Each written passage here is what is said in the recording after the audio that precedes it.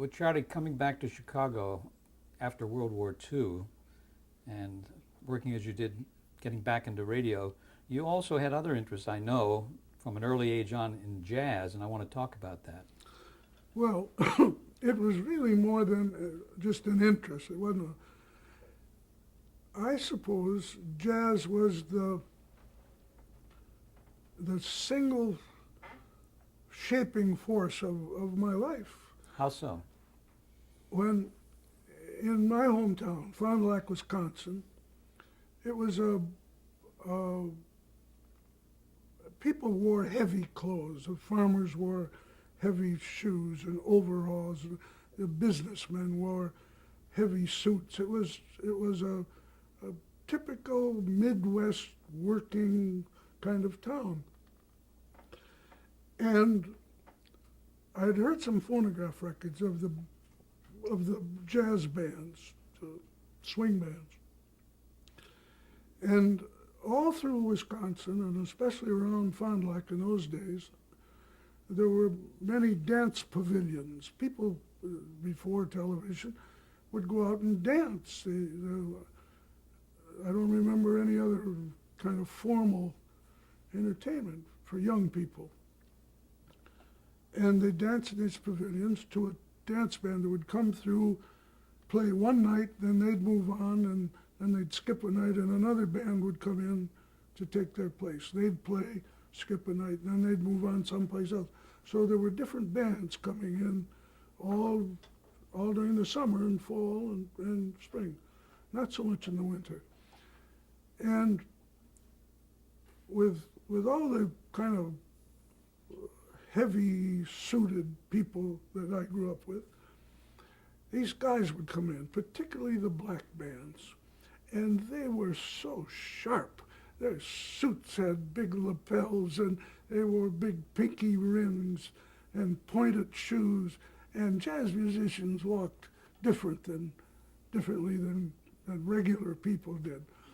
And I hung out in front of the bandstand. I never did learn to dance, but I hung out every night there was a band within 60 miles. Another guy and I would hitchhike to see the band, sleep in the bus station and come back the next day. Drove my parents crazy. But I heard Earl Hines and Jimmy Lunsford and all those magnificent organizations, particularly Duke Ellington. Ellington would come out in white tie and tails. I never saw anybody like that. And he was a handsome man and a big man. And he'd stand at the piano on the front of the stage, and he'd chord and noodle and look over the audience, lining up chicks or whatever he was doing. And then nothing much would happen, and then one guy in the band would drift out and settle. Johnny Hodges would come out, fill the alto chair. Sonny Greer, the drummer, would come and lay a little bit. Pretty soon the bass player would, and then a trumpet player. One by one, or two by two, they'd come out, and then they were all sitting there turning music over and talking to each other. And then Ellington would hit some kind of a chord, and immediately, bam, this sound would come out. This silver sound would come smashing out. And my heart would stop beating. It would be so wonderful. And then Ellington would play these things he's been writing, new ones all the time. And I wanted nothing more than to be one of those guys. Well, I couldn't be one of those guys, but I got to know them. I'd hang around until I got to know most of the different bands that came through. And those guys were reading books I never heard of. And they were listening to music they talked about stuff that was a whole new world to me. And I began to nibble at it, and finally I developed this huge appetite for it. And from then on, Ethan Frome and all those guys were behind me, and I kept looking for new things all the time. And I think it developed in me a kind of curiosity about the world, really, that I'd never have found had it not been for the titillation of that. And to this day, I play the same records all the time. I have, I don't know, a couple thousand records, I suppose. All those old 78s you have? No, I had to get rid of those, but I went, you know, the LPs and the CDs and all that. Did you play an instrument? No, I learned to read enough to be able to talk to guys when I was producing shows. And most of the shows I produced, when there were variety shows, all had to do with music and song and dance. The Garaway show was primarily music, so it served me well. You first heard Garaway when you were in Chicago when he had this program called the 1160 Club. It was a wonderful show, played at midnight, 1160, and Dave had a very Catholic taste. He liked a little bit of everything. So it was a fascinating show to listen to. And then, the way I got into it, I brought material to, here's a little story you could tell about this record, or here's a little piece about this. And I got to know Dave on a personal level then. It was wonderful. Did you first meet over a piece of that material? I mean, how did you first meet him? Well, yes, yeah. I went up to introduce myself and say, look this stuff over, see if there's anything you can use. So, but he began to use a little bit of it because, you know, every night guys need help. And Dave didn't trust writers. He didn't like the idea of anyone putting words in his mouth, but he liked the idea of having ideas put in his head. So I served that purpose, and Dave was a strange guy. He was a loner, pretty much, and he had just gone through a divorce and ended up with a house on the north side of Chicago, and I needed a place, so he had this big empty house, and I moved in with Dave. Mattress, we had bedrooms that you didn't know what to do with, but no furniture for it. And he had a filing system for his phonograph records. He just lined them up and down through all his rooms. He had phonograph. And when we'd play records at night, and he'd want to find a Sarah Vaughan record, he'd just walk along until he saw it on the floor. It would be. Did you move in with him before you went to work at that advertising agency, and before you went to work for him, or do you recall? After the advertising. Because in 1947 you went to work at an agency. Remember the name of it? Needle, Lewis? Well, at that time it was Needham, Lewis, and Brorby. It later became Harper, Fears, and something. Yes. Harper, who became a principal in the big, that absorbed Needham, Lewis, and Brorby, he and I shared a desk in the, he was an intern, I guess they called him in those days. How were you hired? I mean, who hired you? Well, At the agency. Alan Wallace did. That's right, you said that. They were making a presentation for a rave shampoo, and I wrote on a napkin in the restaurant in the morning an idea, and they bought it, and then the real writers took it over and turned it into an account. It was a great triumph. And I think Super Circus was one of the shows that you did commercials on. Yeah, Mike Wallace was the, Mike Wallace. It makes me laugh when I see Mike now, you know, with a suit and so serious and all that. At that time, Super Circus was a show for kids. And Mike got the job as the announcer on the television show because it was sponsored by Peter Pan Peanut Butter, and he did the peanut butter commercials on Sky King. Now they wanted to carry that identification over. So they said to me, the agency, try and think of something where Mike can be a part of the circus. Well, immediately you say ringmaster, but they already had a ringmaster, Claude Kirshner. Claude Kirshner. And so I designed a series of posters for the sideshow. It had the two-headed boy, the strong man, the snake charmer, those big sheets that they used to have outside, and the barker would stand with a cane and he'd slap these canvases and say, Mike would slap the canvas and say, come in and see the two-headed boy. One head likes smooth, the other likes crunchy, peanut. Oh, the stuff we used to get away with in those days. And now he's so serious on his show, isn't he? In general, what role did ad agencies play in those early days of television programming? And we're getting into the TV side now. Yeah. Well, the role they always played, protecting their client, and The client bought the whole show, though, didn't yeah, in those days they did. So they could say, well, don't have the girl be the killer, have a man be a killer. They could make those minor editorial suggestions. Did you ever have any kind of conflict with the sponsor in terms of what the show was? I mean, did they ask you to make changes or anything? Well, yes, hundreds of times, but none worth the story as I remember. Not worth remembering, No. right? Let's go back to Garraway then. You sold him material for his radio show. Then how long after that time did you get together with him to create Garraway at Large? Well, soon after that, a wonderful guy named Ted Mills was head of programming, or not, couldn't have been head of programming, but somebody.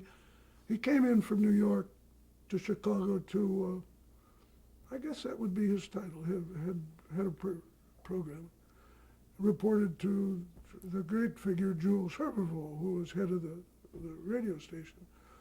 And it was Ted's assignment to find some programs to get on the air and preferably develop something that the network would be interested in. Otherwise, it was all local stuff. And Ted tried out a couple of ideas, and then one didn't work. And anyway, they wanted to do something with Garraway because he was a very popular figure on radio. And they wanted a variety show. And Ted found Jack Haskell and Connie Russell and people like that, but no one knew what to do with them. There was talk, and I think that Ted favored it at one time, to do the show in a theater on Michigan Avenue and do a variety show as variety shows are done. And Garraway was uncomfortable with he didn't like being in front of an audience. His idea was, I can only talk to two people at a time, and that's the camera. There's two people looking at me, that's all. So I suggested then, knowing what Dave wanted better, because Ted didn't know Dave that well, and I said, he's never going to work out standing in front of a theater audience. Why not do a variety show without an audience and let the cameras move around and show the background? That's interesting, it's all new. Well, Ted bought the idea, which was a remarkable buy, a very courageous thing for him to do. So we did it, and Garraway was wonderful, very graceful and offbeat, amusing, and Connie Russell was, what a fine-looking girl she was, and a great singer. Jack Haskell, Who we should note we recently lost. just recently. Cliff Norton was a comic. So I wrote Norton's stuff. He'd do little specialties, 4 or 5 minutes. And Dave would just walk from one set would be as big as this little wall over here, and then he'd walk around the corner and come out from behind another set and say something that would pull the camera over to him. And the show worked fine, and it was very successful. But you're absolutely right. It was revolutionary at that time Oh, yeah. to show backstage of a Yeah. television show, Absolutely. to show the cameraman and the No, I've cameras never seen it and all the equipment, Well, and to show how things work. yeah. I looked at one of your shows at the Museum of Television and Radio, and there was a whole number where people were about to go into a pool, Yeah. and they went down over the side, Yeah, and bounced. and then you cut to all of them down there on mattresses where they had Yeah, fallen. that's it. No, that was all. Well, hell, everything was brand new then. Nobody knew what they were doing. The problem was to get the job. Then you figured out what to do later. Did you have any time restraint in trying to create that Garraway at Large show? I mean, were they trying to get it on the air by a certain time? Yeah, it was a hurried thing because the show before it had been a dismal failure. I've forgotten what it was. And yeah, one of the things I know that interested Ted when he bought the idea was we didn't have to rush things to build sets or anything. We just used flats and rented furniture. So then it got a little more fancy as time went by, but that was the beginning of it. What did your radio colleagues think of the new medium? I mean, Well, everybody wanted to get their foot in the door, but very few wanted to cut the ties behind them. And did you think you might go back to radio after you did this? I mean, no, that was it. Although I did, along with Garraway at Large, we had a show called Dial Dave Garraway for Dial Soap. And it was a half-hour musical show using the cast of the television show and a quintet for music. Art Van Dam's quintet, brilliant accordionist. And the producer, director of that show was Parker Gibbs, who was a saxophonist with the Ted Weems Orchestra. There may be 4 or 5 people alive who will remember what I'm talking about. But anyway, he was famous, Parker Gibbs. yeah. Yeah. How long did it take each week to create that week's show? In other words, you weren't scripted per se, except for Cliff Norton's work. Well, it took planning. We had to have meetings with Billy Hoban or Bob Banner, who were the directors then, and they created all the movement and the musical backgrounds and what they were doing, and we all worked all week long on the thing. Show every week, 1 day of rehearsal on camera, couple, 3 days rehearsing the music. But I was also writing 1 15-minute show a day, the Dial Dave Garraway thing. That took more time than that was a daily show, 5 a week. That took more time than the television show did. Paid more money too. When did you quit your job at the agency then? At what point? After about the 3rd week of Garraway at Large. They must have been sorry to lose you. Well, they didn't seem terribly upset, really. We parted friends. There was nothing else like Garraway at Large on television at that time. No. He was one of television's first personalities. Let's talk about him. Was he easygoing? Oh, yes, very. Up to that time, guys like Garraway was an announcer at NBC. He had been a page in New York. He got a job as an announcer, and he did the shtick. He had a lovely voice, and so he'd read the in-between station announcements, and I guess he had one commercial or something like that. But he was an announcer on staff just as Mike was, and Hugh Downs was. And so television was the big break for him. Mike and Hugh Downs, their big break came sometime after Dave. What was Garraway like off camera? Just about the same way that he was on camera. He was an introvert. I'll never forget one time he said, "Charlie, write me some funny stuff to say at cocktail parties."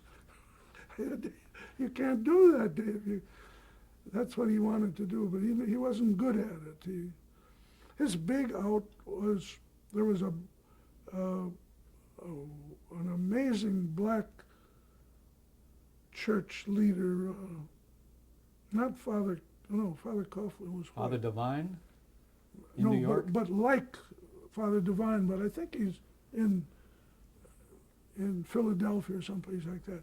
And he had a radio program, and he, after all this high excitement of his preaching, he'd always sign off saying, "Peace, it's wonderful."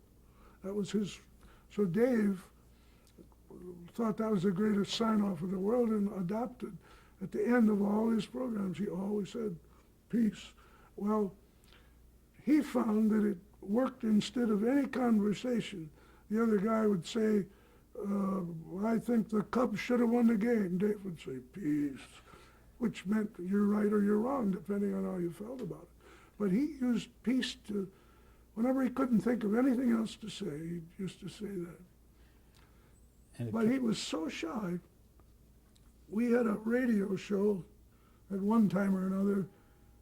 It was one of those government recruiting things, a half hour on Sunday night. Paid nice money, as I remember. Dave was a car freak. He loved fancy old cars. And he had rented a garage up on the near north side in Chicago. And he spent nearly all his time under cars. And Parker Gibbs was producing that show too. So he'd say, look at his watch and say, "Charlie, go get Dave. We're going to be on the air in 20 minutes. So I'd get in the cab, ride up to the garage. Dave would be covered with grease, with rags sticking out of his pocket and wearing coveralls. I'd say, "Come on, Dave, you got to go." So we'd race to the station, and there'd be an audience in the studio. And there was Dave in his mechanic's uniform, being suave. he didn't believe in too much rehearsal. No, none at all. Norman Felton was one of your directors. Yes, Norman directed just a few shows at the very top before. I think he was our first director. Then Bob Banner came in, then Bill And Bill Hogan. And your sponsor was Congolium Nair. Congolium Nair. Did you write the commercials for that? No, not for that. And eventually Armour became one of your sponsors? Yeah, And Dial Soap. also. What about the dance sequences that you did for the dancers? I mean, they always had, instead of just doing a dance to a song number, Yeah. you embroidered on that and you told a little Yeah, story. we'd have little stories. Can you talk about any one of Well, those? I remember one that worked out very well, but I can't think of the name of the kids that did it. Anyway, it was a little stylized beach scene, and they both wore glasses, and they met on the train wearing glasses, and we had a little cutaway to show they were on and they arrive at the beach, and they fell in love, and now they're going to go to the beach. So they go in and change clothes and come out in bathing suits, but of course not wearing glasses, and so they couldn't recognize each other. And there's a little dance showing searching and not finding and disappointment, you know, the way they do on dances. And then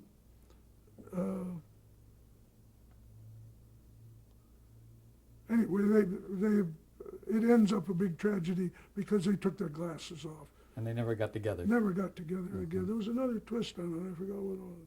Anyway, but we'd write little things like that, and And Did you have big dance numbers with a lot of dancers? no, never. Always- 2 people was the most that I can remember. We might have brought in a couple others, gypsies, but I don't remember. Did what you it ever integrate was. Ora Garraway? Venio. Oh, Venio, yes. Venio and Aura and Venio. yeah, That's- Ora Venio. Venio, and then the boy's name was Ken something or other. Mhm. Did you ever, not for the dance numbers, but did you ever try to integrate Garraway into any of the comedy sketches with Cliff Norton or any of the other Well, people? yeah, occasionally, if there were little prop things to do, God knows they wouldn't hire anyone because that would cost an extra $30 or something. So we'd use whoever we had. How did Garraway feel about being in those sketches? Well, depending on how little it was, or nothing of any importance. He couldn't act with it. A big tragedy when we came into New York. We had been, we were hired, Pontiac bought the show. And we went up for a big meeting with the Pontiac. Dave and I went up to Pontiac, Michigan, and here's the big guy, the sponsor. Wow, very few people ever saw him. And there we were in the office. And Dave was trying to be comfortable and obviously just hating it. And the guy said, you know, Dave, we love your show. That's so informal and reason we bought it was the American family will like it and all that. And I'm thinking, where's this going now? And he keeps on, and Dave's nodding, and the guy says, you know, but there's one thing, Dave. Could you tell some jokes? Well, Dave could no more tell a joke than he could fly. But who's going to say no to the big man? So he says, well, we'll work something out. Yes, sir, don't worry about it. We'll do that. So one of the early shows, Dave had to stand at the edge of the proscenium and we hired a Hollywood joke writer to come in and write some material for him. Terrible. It was just awful.